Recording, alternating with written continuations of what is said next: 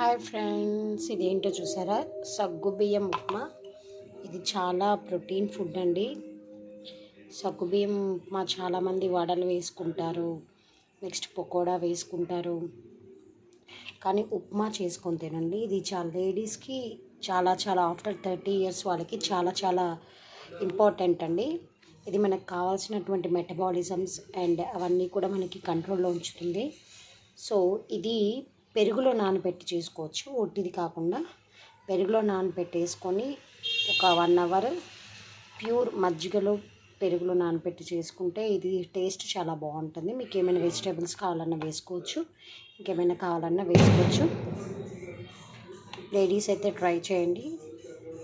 ఉల్లిపాయ నెక్స్ట్ ఏం కావాలన్నా మీరు వెజిటేబుల్స్ అన్నీ వేసుకొని తినచ్చు. ఎస్పెషల్లీ లేడీస్కి చాలా ఇంపార్టెంట్ అండి. ఇది పిల్లలకి కూడా టిఫిన్ లాగా ఇవ్వచ్చు. నేను